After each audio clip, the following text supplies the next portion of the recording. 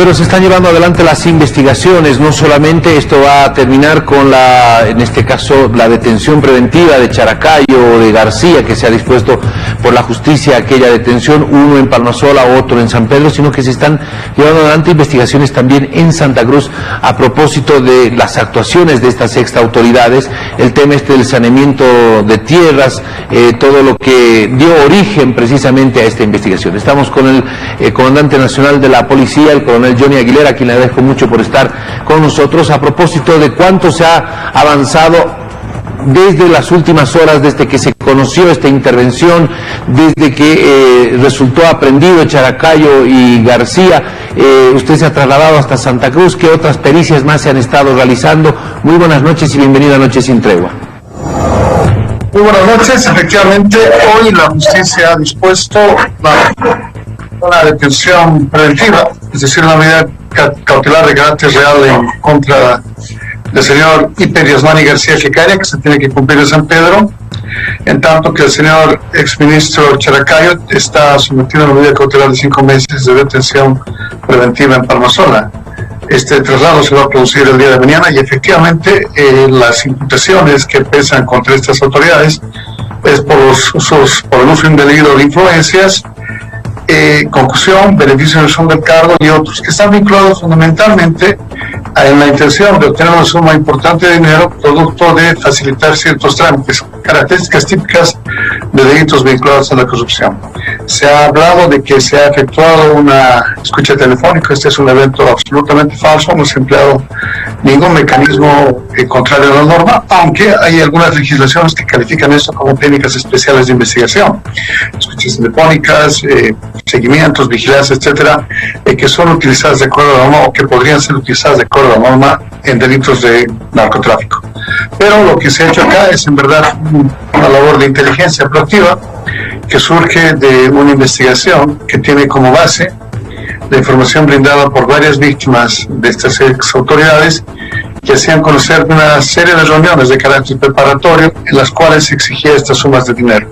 Es importante que destaquemos que esto surge, insisto, como producto de la intención de estas autoridades de conseguir una suma superior de dinero que, dependiendo de las perspectivas o de las versiones, iba a rondar los $300,000. Lo que resulta llamativo acá es que el director de tierras, me refiero al señor Iber, él se presentaba como si fuera el director nacional del INSA sin que este sea su cargo normal. Y claro, la presencia del ministro se debía fundamentalmente a que él garantizaba, por su presencia de carácter personal, que efectivamente se iba a materializar el hecho, es decir, se iban a consumar las peticiones que tenían quienes estaban siendo sometidas a esta coacción. Ahora bien, usted me ha preguntado si se han efectuado una serie de pericias y todavía esas tienen que venirse desarrollando a lo largo del tiempo. El Ministerio Público ha ordenado un par de actividades que van a ser desarrolladas en los siguientes días. Y es importante que destaquemos que efectivamente cursa o tienen que efectuarse una serie de otras actividades más que nos permitan establecer, primero, si existen otras personas o entidades que estén vinculadas con este hecho. Y para esto vamos a conformar una comisión que desde luego ha tenido su origen acá, es decir, en Santa Cruz, y que ahora mismo está compuesta por varios oficiales. Coronel, ¿cuánto se ha logrado avanzar a propósito de, por supuesto, este es un proceso investigativo que recién está comenzando, pero además por la complejidad y las características de este proceso y de lo que implica a un exministro, al exdirector de tierras y todo aquello, se habla de saneamiento, por lo que implica esta situación, no se puede dilatar mucho esa investigación. ¿Cuánto se ha conseguido, cuánto se ha avanzado en las primeras pericias en Santa Cruz? No, en definitiva, el momento mismo de haber sido sorprendidos recibiendo el dinero, ya se tiene ahí los elementos necesarios, fácticos y jurídicos, que permitan fundar una imputación. Cuando usted me dice cuánto se ha avanzado, nosotros consideramos que el avance es absolutamente importante, pero nos corresponde también establecer o realizar una retrospección acerca de las actividades que hubieran provocado este tipo de actividades que indudablemente resultan siendo delictivas. Y para eso nosotros creemos que, habiendo sido identificadas estas dos autoridades por las propias víctimas y habiéndolos sorprendidos en posesión de esta importante cantidad de dinero, asumimos que ya no es, yo diría, misterioso el proceder. Se ha logrado, a partir de esta información, materializar estos documentos que indudablemente han permitido que después de un análisis judicial la justicia disponga por su detención preventiva. Ahora, en las declaraciones, en la información preliminar que tenía la policía, se establecía que el monto de dinero que se había exigido era de $380,000, que 100,000 eran para el ministro, 80 para el director de tierras, supuestamente, presuntamente, y $200,000 para algunos otros funcionarios del INRA. Esto de acuerdo también a las declaraciones que están contenidas en los informes policiales. Por eso le decía, ¿cuánto más se ha logrado avanzar para confirmar o descartar este extremo, para ver quiénes más están involucrados o podrían estar involucrados? Bueno, hay que entender que este proceso que ha dado origen a esta investigación está vinculado a un proceso de saneamiento de tierras que en definitiva compara o tiene involucradas a diversas entidades. Lo que sí queda claro es que estas indudablemente están vinculadas al Ministerio de Desarrollo Rural y Tierras. Ahora, es normal que se actúe en representación de otras personas, se saquen dineros como si se estuvieran garantizando ciertas conductas o actividades, poniendo en boca ajena expresiones que jamás se dan. Es decir, es muy típico efectuar estafas en nombre de otros. Ahora, es precisamente esto lo que ha provocado que el señor ministro Characayo se presente ante las víctimas y demuestre que efectivamente él estaba participando de este hecho. La pregunta es, ¿cuánto se ha encargado? ¿Cuánto se ha avanzado? Nos toca aún ir desmenuzando diversidad de hechos que indudablemente no tienen que tener ya relación con las aseveraciones que han brindado las autoridades que hoy, yo diría, se sindican entre sí. Unas dicen que fue Hiper quien sorprendió la buena fe del exministro y que el exministro no sabía que se estaba recibiendo dinero. Aquí hay un elemento que tiene que ser considerado y se trata fundamentalmente de los testimonios que han brindado estas dos personas, que desde ya son contradictorios entre sí, pero ya desde el punto de vista material estamos certeros que en las siguientes horas, una vez que tengamos la autoridad o la responsabilidad del juez, vamos a poder descifrar los teléfonos y allá demostraremos lo que efectivamente se ha acontecido. Es decir, que estas personas primero se han citado pretendían ser convocadas al apartamento del señor ministro, y como exigencia de las víctimas se pidió que él asistiera a una reunión que se da en las inmediaciones del Café Alexander del Prado de la ciudad de La Paz. Pero claro, lo que sí resulta absolutamente llamativo y demuestra desde nuestra perspectiva del dolo por el que se actuó es que el señor ministro va sin escolta, sin vehículo oficial, se persona hasta una banqueta que está frente a la iglesia María Auxiliadora, y allá él aparece cubierto con una capucha y claro, se sienta, conversa como 15 a 20 minutos con las víctimas, recibe el sobre y lo coloca en la mochila de Hiper. Entonces ahí estamos desde nosotros, desde nuestra perspectiva, en la comisión perfecta del hecho. Importante ir un pasito más allá. Se entiende que estas exautoridades, ahora con detención preventiva, no han participado en uno, sino han tenido en el tiempo de gestión, podrían haber participado en varios saneamientos, en varios procesos de saneamiento de tierras. Se ha acercado hasta la policía, se ha conocido, sí, en los investigadores o en la fiscalía, alguna otra gente que habría sido también objeto de estas solicitudes de dinero a cambio de saneamiento. Esta presencia suya y la presencia de los investigadores en el departamento de Santa Cruz, porque el hecho sale de un proceso de saneamiento para Santa Cruz precisamente, ¿ha tenido la posibilidad de contrastar algunas otras denuncias en estas últimas horas o todavía no ha llegado nada de aquello?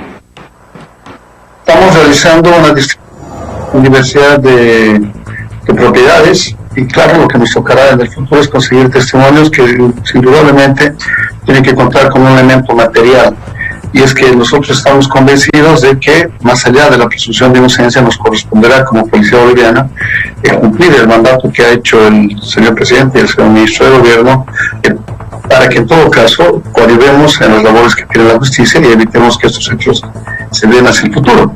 La pregunta era si es que hemos logrado acumular estos antecedentes. Estamos precisamente en una acumulación que permite una base fáctica, pero también jurídica, es decir, que no esté contemplada con ninguna omisión al derecho y sobre todo que tenga una conducta material que pueda ser, yo diría, probada en el tiempo. ¿Han llegado más denuncias? Esa era la cuestionante, ministro. En estas horas de pronto han podido recepcionar algunas otras denuncias más que obviamente tendrán que ser procesadas y todo aquello, pero ¿hay más denunciantes o no? No, lo que sí hay es una serie de rumores que llegan hasta nuestras oficinas de inteligencia, los cuales son simplemente información y que tienen que ser, insisto, avaladas con elemento material que permite sustentar que esta sí tiene una evidencia fáctica que efectivamente puede permitir que el Ministerio Público realice una imputación. La policía buena información, la analiza, la procesa y la va a poner en conocimiento del Ministerio Público. Si consideran que estos hechos, estos testimonios pueden servir o no, ya va a depender precisamente de esta entidad. La policía continúa acumulando llamadas, grabaciones, testimonios, etcétera, precisamente para fundamentar estas conductas que nosotros consideramos están lindables en el ámbito delictivo. Bueno, a ver, una vez que ya se ha comenzado con este proceso, quedan varios pasos, ¿no? Usted mencionaba uno de ellos, es el tema de el análisis de los teléfonos, mensajes, llamadas, todo aquello, contrastar los registros de llamadas, de mensajes y demás. Otro también será el acceder a el historial bancario, a las cuentas bancarias de los involucrados. ¿Eso en qué momento? Por supuesto, todo esto tiene un proceso que tiene que ser supervigilado, supervisado por el administrador de justicia, pero me imagino que ya se están pidiendo todas esas autorizaciones.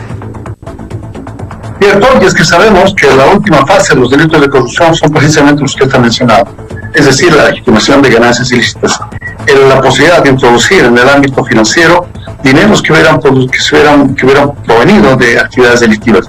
Son actividades que ya han sido planteadas ante el Ministerio Público y que indudablemente requieren, insisto, un marco legal. Lo que nosotros hemos realizado hasta el momento de la aprehensión es una investigación proactiva, es decir, utilizar la inteligencia y una información fehaciente que luego se ha materializado en la recepción del dinero. Pero yo entiendo lo que usted me dice. Hay una serie de acciones que van a continuar desarrollándose en el transcurso del tiempo. Primero, para fundar una acusación que permita someter a un proceso oral estas autoridades, tendrán que haber, independientemente del dinero, los elementos que habían sido empleados para conseguir este temor en la psique de la víctima, que en definitiva obligó y motivó a la entrega de este dinero. Esto quiere decir que cuando usted me habla de qué es lo que ha podido pasar o si han habido otros procesos, lo que estableceremos es la existencia de un patrón, si existe. Es decir, cómo es que se hubiera pretendido anular ese derecho propietario, si este mismo modus operandi, entre comillas, ha sido empleado en otras propiedades. Son labores que aún tenemos que realizar. Han pasado apenas 48 horas que han acelerado los procesos de investigación que se materializan primero en la recepción de declaraciones de las víctimas, las requisas que han permitido encontrar el dinero, las declaraciones de defensa que vierten quienes hoy día se encuentran imputados y como consecuencia de ello, la imputación que surge del Ministerio Público, como usted me ha dicho, provocando la detención preventiva de estas dos autoridades. Hay muchísimas cosas aún por hacer y desde luego estas sí han sido solicitadas y sugeridas al Ministerio Público. Y estoy seguro que estas que requieren en muchas circunstancias autorizaciones, como son los dos allanamientos que se han realizado a los domicilios de estas dos personas, tienen que, lamentablemente someterse a un control jurisdiccional y desde luego proteger que la evidencia que se vaya a obtener esté conseguida bajo los principios de legalidad. Muy bien. A propósito de este tema y para ir cerrando la entrevista, se han conocido primero desde la defensa de las ahora personas detenidas con carácter preventivo, Characayo y García, más algunas otras observaciones, algunos otros pronunciamientos de algunas organizaciones sociales como los interculturales y alguna otra gente, acusando de que este había sido un proceso armado.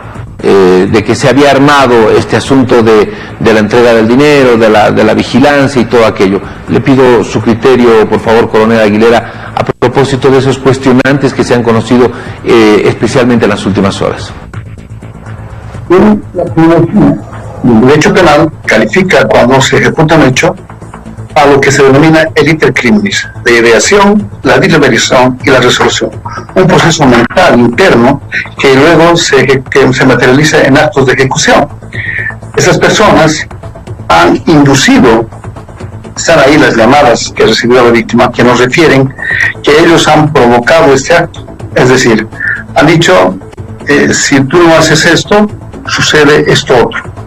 En consecuencia, cuando hablamos de un hecho armado, no es más que la consecuencia de una acción que esas autoridades han realizado. Estoy plenamente consciente de lo que le digo, pues de lo contrario, la víctima no se hubiera trasladado hasta Santa Cruz, la autoridad, es decir, el señor Hiper García, no se hubiera reunido en un café, el ministro no hubiera asistido a esta reunión en las inmediaciones de la Plaza del Estudiante. Son elementos de carácter fáctico que ya materializan la idea de conseguir un dinero. Ahora, lo que sí resta saber es si habían otras personas, porque de acuerdo a la versión de Hiper, este dinero iba a ser entregado a otras autoridades más, pero también nuestra experiencia nos dice que en muchas circunstancias se piden beneficios, dineros, bienes a nombre de terceros sin que estos tengan conocimiento siquiera de aquello.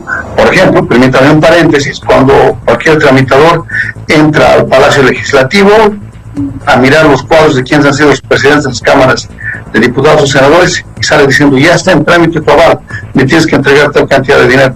O sea, varias secciones que desde el punto de vista del derecho penal y de la criminología se llaman la puesta de la teoría en escena, es decir, conductas o actividades que permiten tener cierta confianza a la víctima, pero que no corroboran en realidad. En este caso, la existencia y la presencia material del ministro establece su conocimiento acerca del hecho y su participación. Bien, coronel, gracias por haber estado con nosotros, le agradezco mucho y por supuesto en algo que vamos a coincidir plenamente.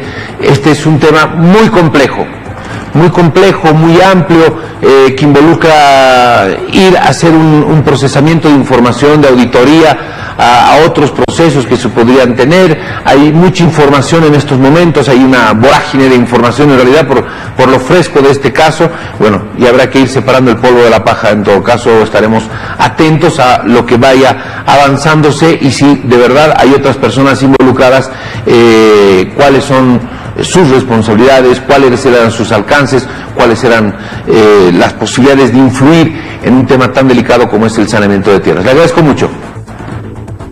Un feliz día y un aniversario más de Tarija, a quien le expresamos nuestra alegría, y no solamente nuestra alegría, sino nuestro fervor cívico. Felicidades, Tarija.